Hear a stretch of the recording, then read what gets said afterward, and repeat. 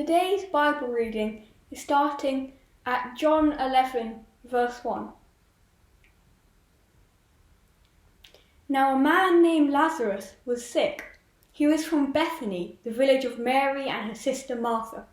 This Mary, whose brother Lazarus now lay sick, was the same one who poured perfume on the Lord and wiped his feet with her hair. So the sisters sent word to Jesus, "Lord, the one you love is sick."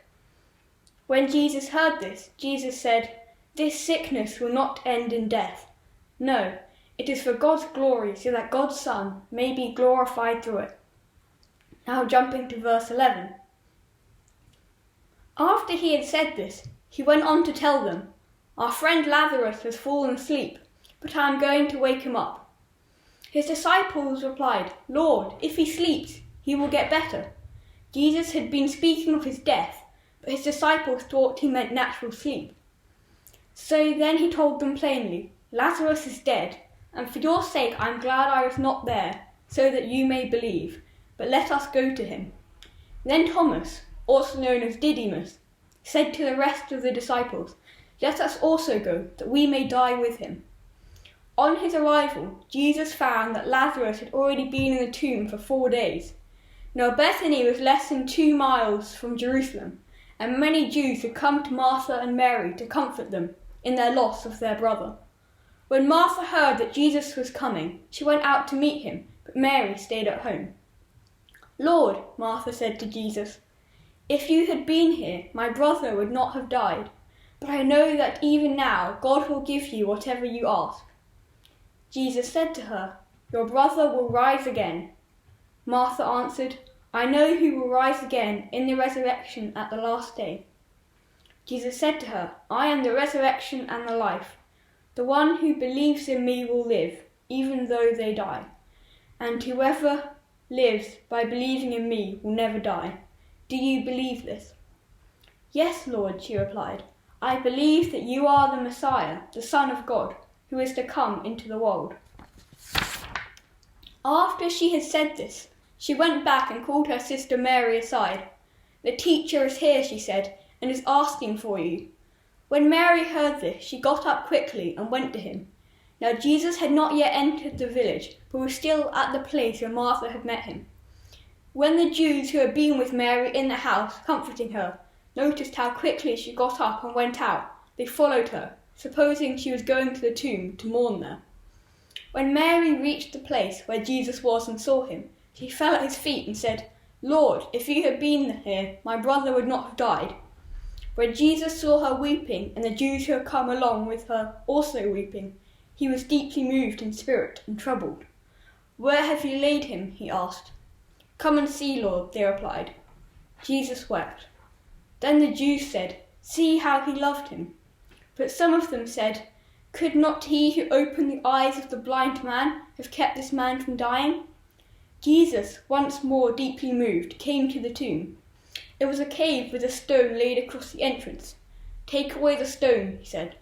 "But Lord," said Martha, the sister of the dead man, "by this time there is a bad odour, for he has been there for 4 days." Then Jesus said, "Did I not tell you that if you believe, you will see the glory of God?" So they took away the stone. Then Jesus looked up and said, "Father, I thank you that you have heard me. I knew that you always hear me, but I say this for the benefit of the people standing here, and they may believe that you sent me." When he had said this, Jesus called in a loud voice, "Lazarus, come out!" The dead man came out, his hands and feet wrapped with strips of linen and a cloth around his face. Jesus said to them, "Take off the grave clothes and let him go." Therefore many of the Jews who had come to visit Mary and had seen what Jesus did, believed in him. The second reading is taken from 2 Corinthians chapter 5, starting at verse 1. For we know that if the earthly tent we live in is destroyed, we have a building from God, an eternal house in heaven, not built by human hands.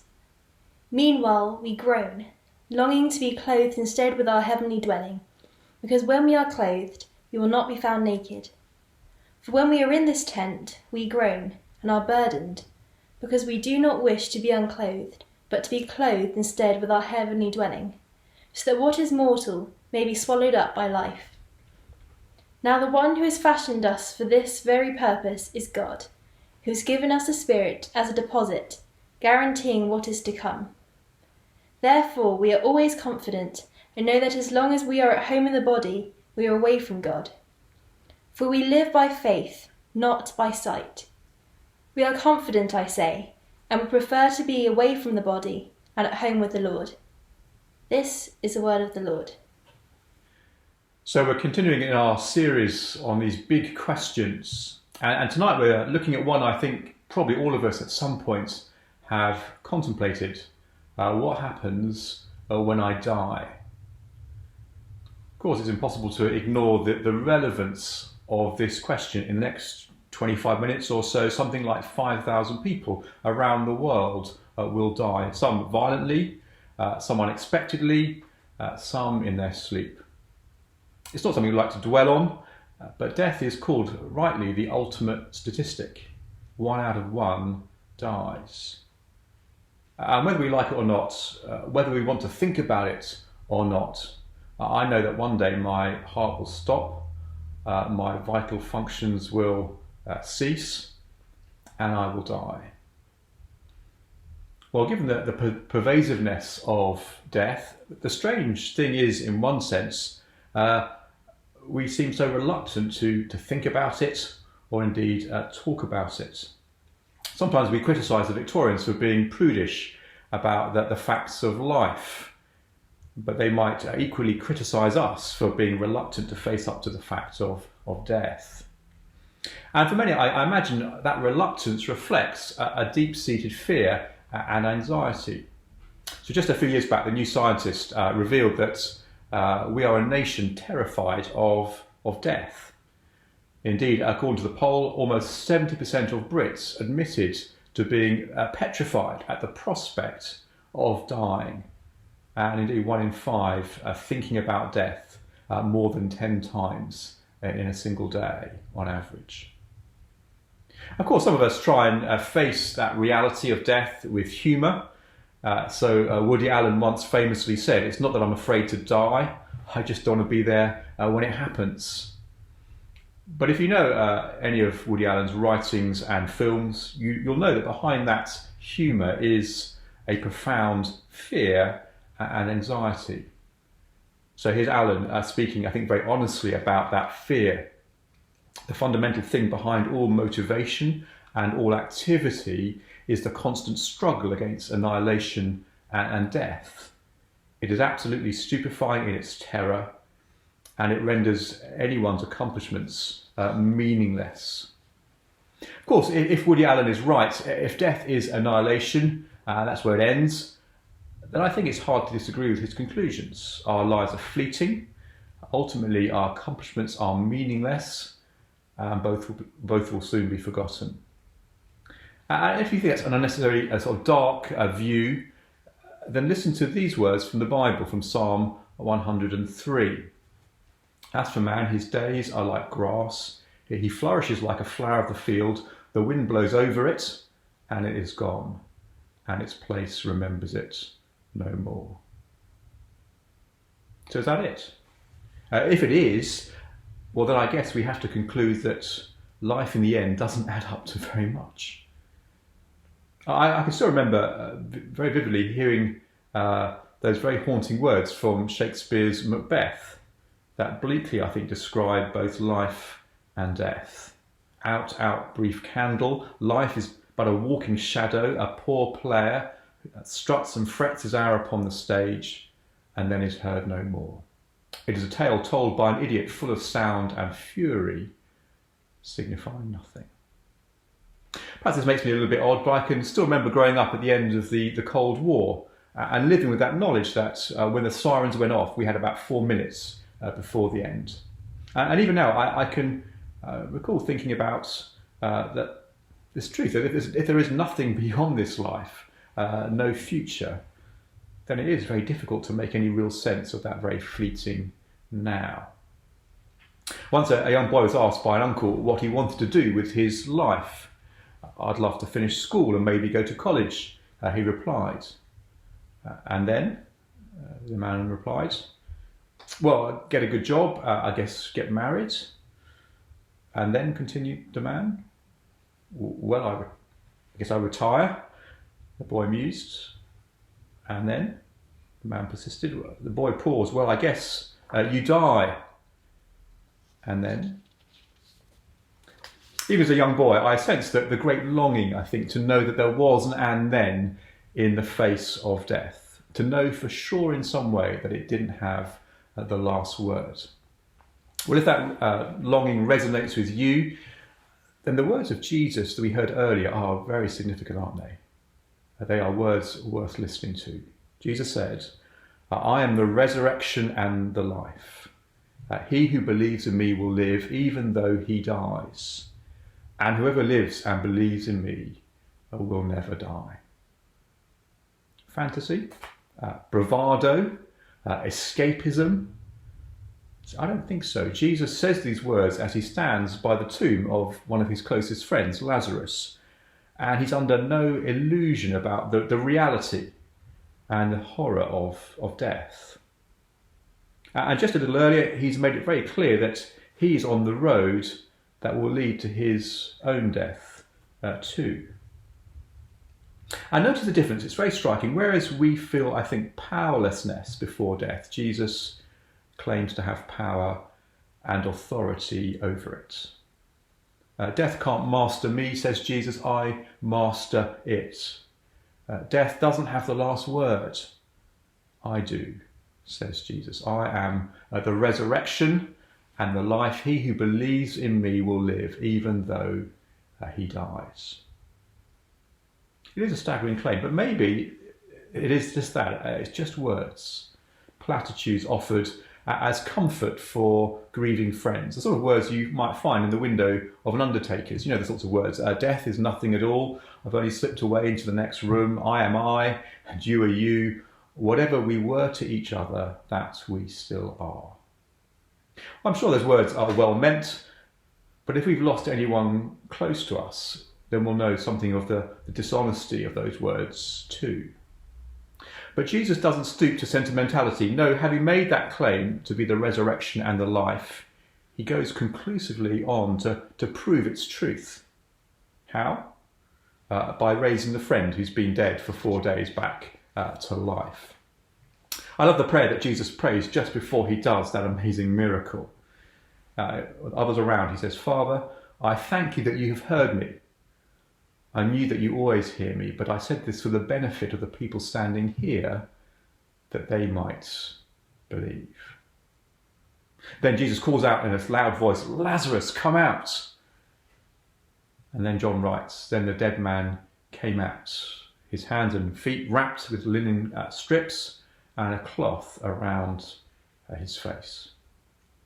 Understandably, when people see Jesus' claim backed up by this miracle, John tells us that many put their faith, their trust, their belief in Jesus.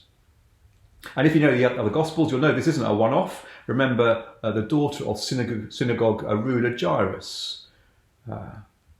Desperate Jairus comes to Jesus for healing, but before Jesus can reach the girl dies. And along with her, all hope too. Don't bother the teacher anymore is the tragic message that comes from the house where the girl is. But astonishingly, Jesus is undeterred. He tells the father not to be afraid, but rather to believe. And you remember, as Jesus arrives at the house, he announces to the gathered mourners, the girl is not dead, just asleep.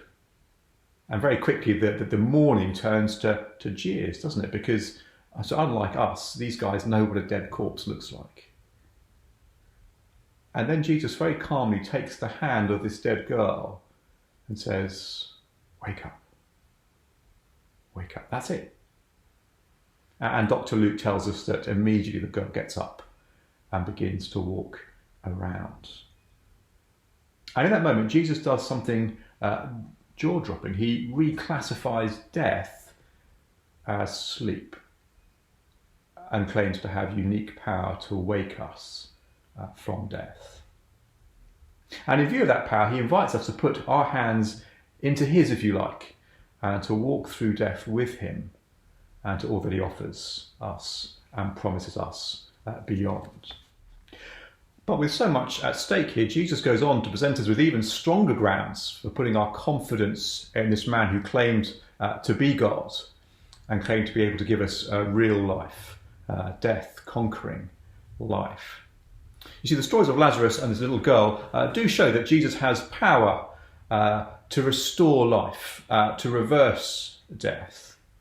But of course, Lazarus and that girl would one day die again. And wonderful though these events are, we discover that they really are just the hors d'oeuvres for an even more staggering event that demonstrates beyond reasonable doubt that Jesus really is the resurrection and the life.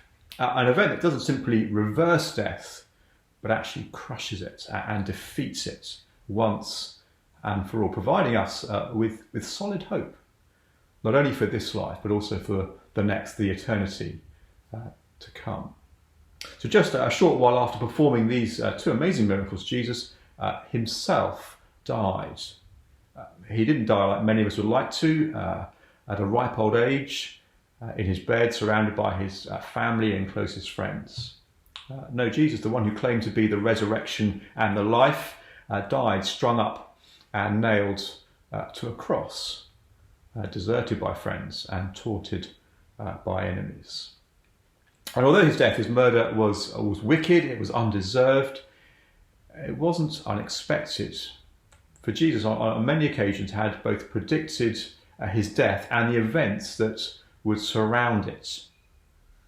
Indeed, Jesus made it crystal clear that his death was both planned and also purposeful. Indeed, in Matthew's Gospel, Jesus spoke about that plan to serve us by giving up his life as a ransom for many.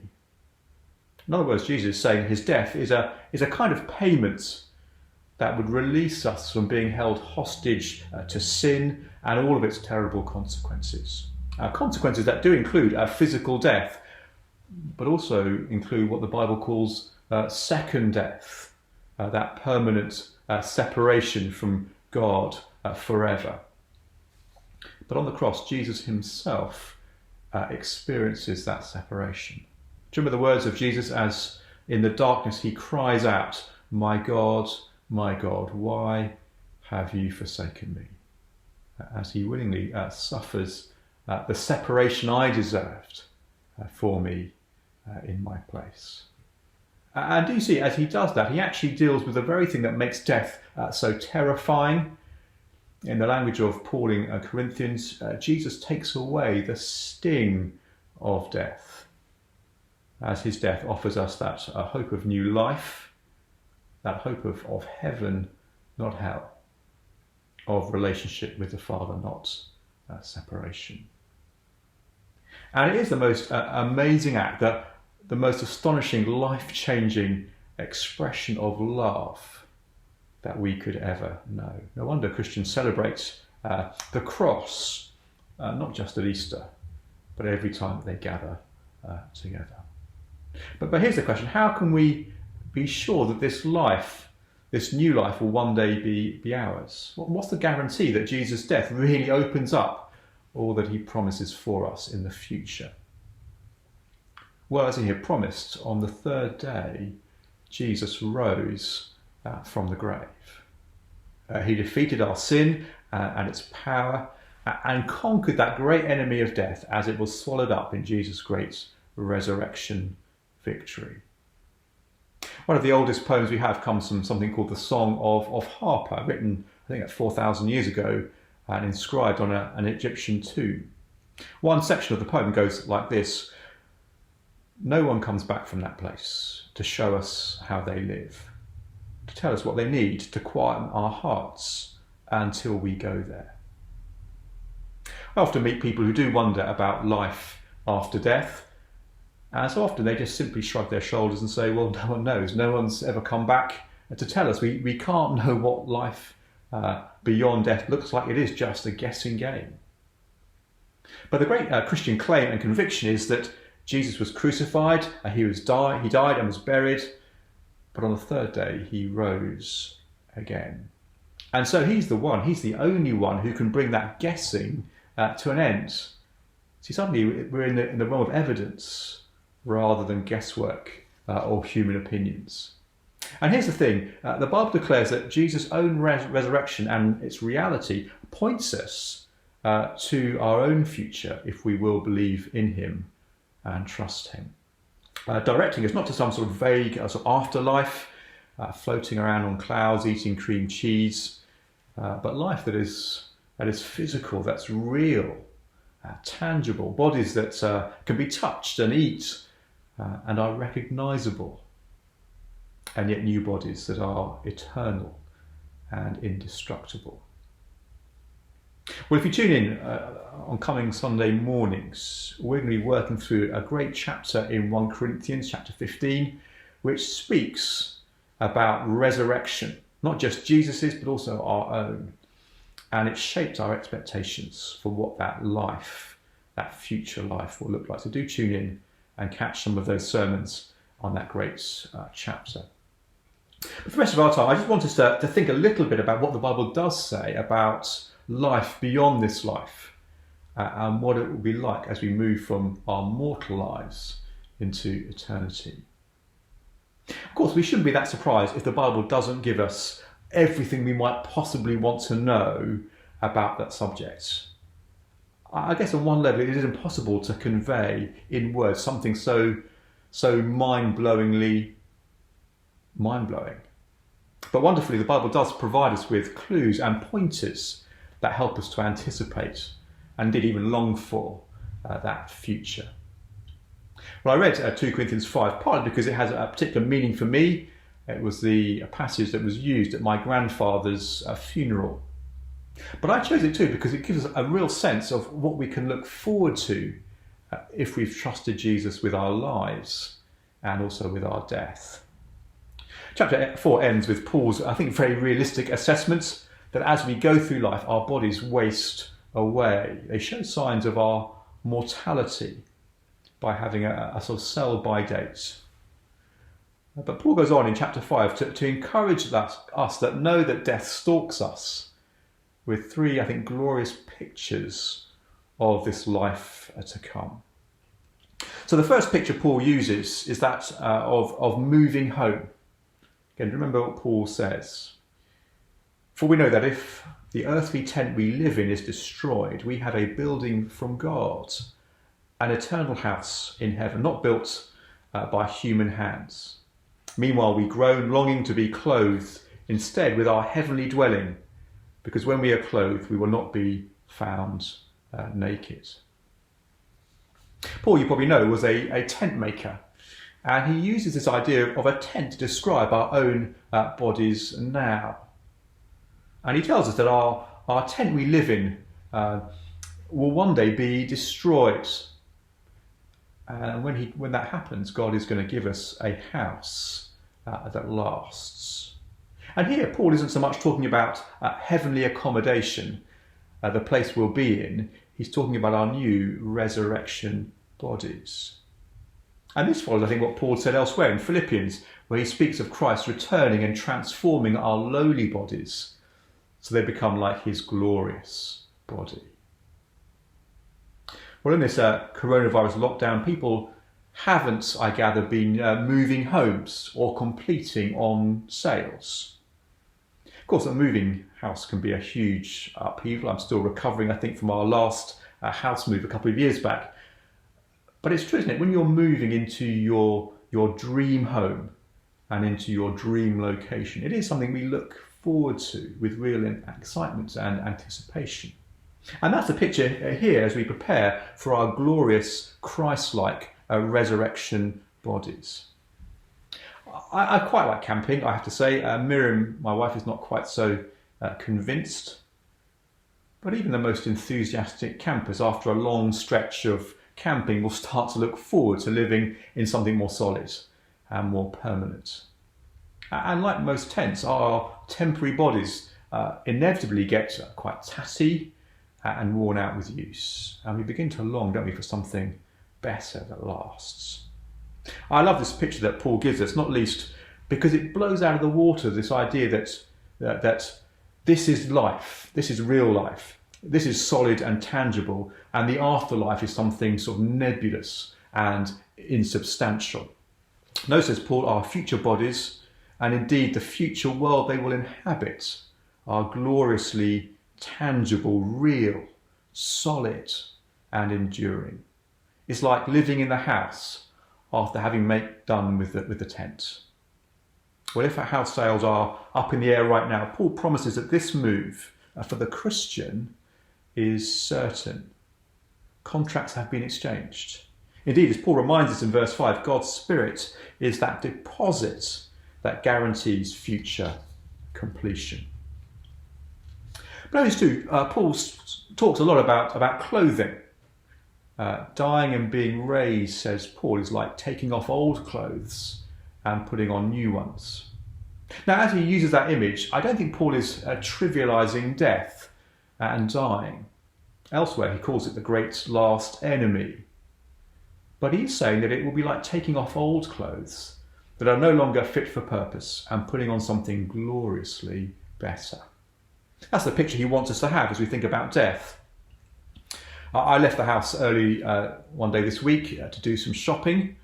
The sun was shining, but I didn't bank on how long I'd have to queue before I got into the shops or how cold it was.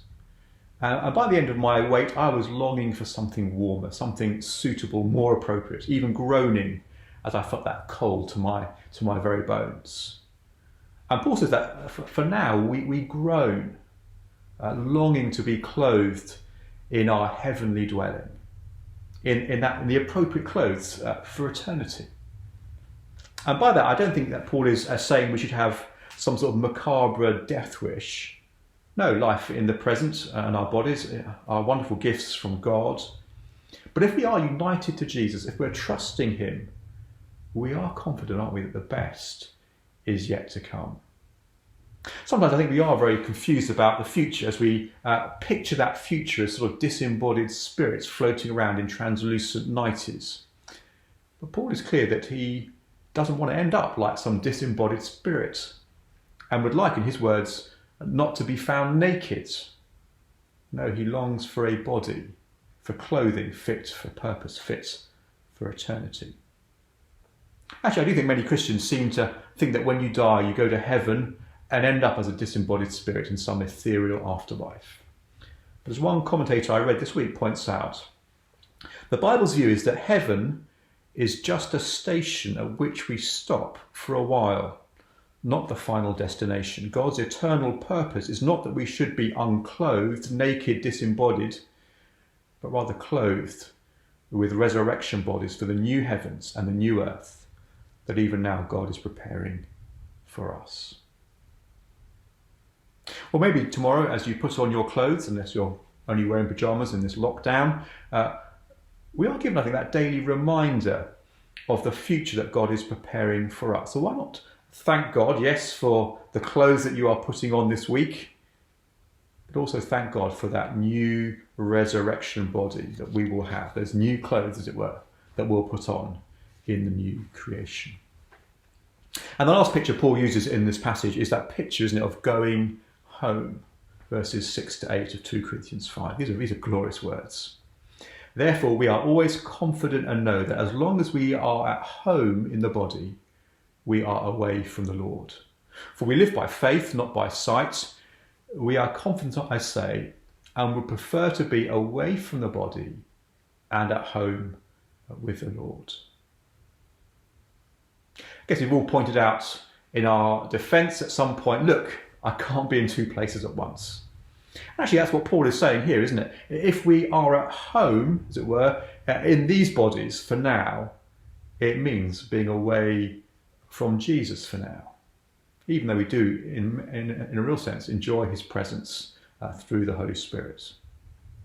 But one day, on the day that we die, in that moment, faith will give way to reality as we enjoy the face-to-face presence of Jesus, who being with us and us with him will be better by far. And if you're a Christian, then that is something that we should be longing for and indeed anticipating. And did you notice going home is not primarily about a place, although we look forward to it. It is about a person. And for the Christian, dying is, because of that, truly going home. We can debate, can't we, whether there'll be crickets in heaven or whether people will speak the language of Welsh, which I gather is the language of heaven according to some, or whether there'll be good coffee available. What we can be certain of is that the presence of Jesus himself will make that future astonishing and wonderful as we see him face to face. I don't know about you, I guess most of us at some point in our lives have longed to be home. I still remember being in a foreign country and just longing for home, especially one with a toilet that wasn't a hole in the floor. But most of our deepest longings for home are longings, aren't they, for people and for relationship. And the Bible reminds us that our longing for our earthly homes is just a faint echo, if you like, of our longing for that deeper reality of truly being home. That's the thing we're looking forward to and as Christians are longing for. Peter says, doesn't he, in his gospel, we haven't yet seen Jesus face to face, but we love him and we look forward to our salvation with an inexpressible and glorious joy. And as we start to glimpse that future, it does, I think, transform our present and even our dying. Here's what one Christian wrote following the death of her husband. She wrote, "People die every day, but this time death was so close I could touch it. My husband started dying long before he died. The world, our everyday rituals, the material, the future, the awareness of others, all of this very slowly crumbled around him, became dimmer, disappeared.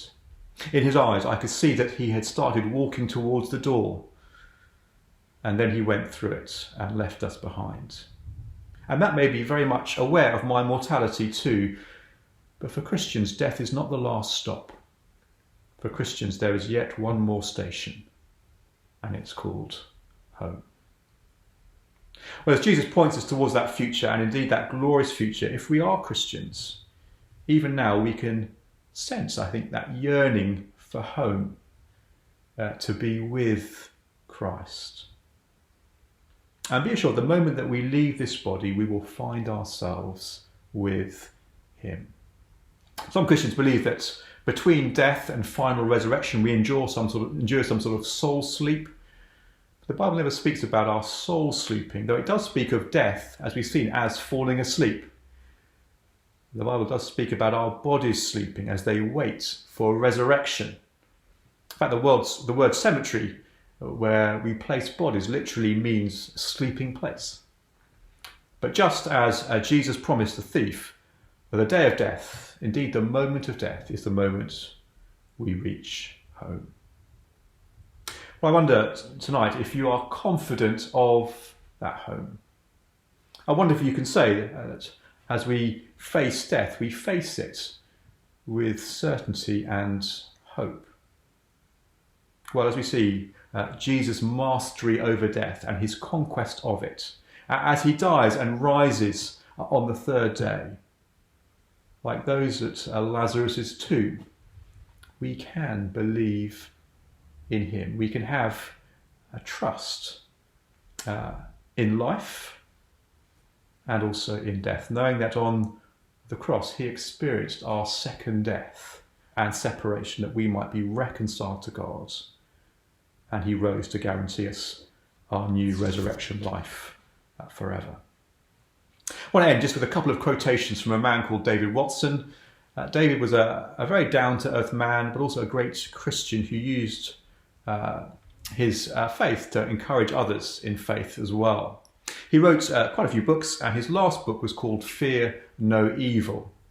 And it was written in the last year of his life as he faced up to terminal cancer. He writes, "The worst times for me were at 2 or 3 o'clock in the morning. I had told countless people that I was not afraid of death, since through Jesus I had already received God's gift of eternal life. For years I had not doubted these truths at all, but now the most fundamental questions were nagging away. Did Christ really rise from the dead? I had for many years sifted through the evidence for this until I was sure beyond any reasonable doubt. My confidence about the future was not just a psychological prop because I was frightened of death, nor was it clutching at some slender straw. I was convinced, as I possibly could be, that Jesus Christ had risen from the dead, and this was the solid ground for my own future hopes. Death is not the end. Death is only putting out the lamp at the rise of a new dawn. When I die, it's my firm conviction that I shall be more alive than ever, experiencing the full reality of all that God has prepared for us in Christ. The actual moment of death is still shrouded in mystery, but as I keep my eyes on Jesus, I am not afraid. Jesus has already been through death for us, and he will be with us when we walk through it ourselves. Shortly before David died, he said to a friend, "I am completely at peace. There is nothing I want more than to go to heaven. I know how good it is."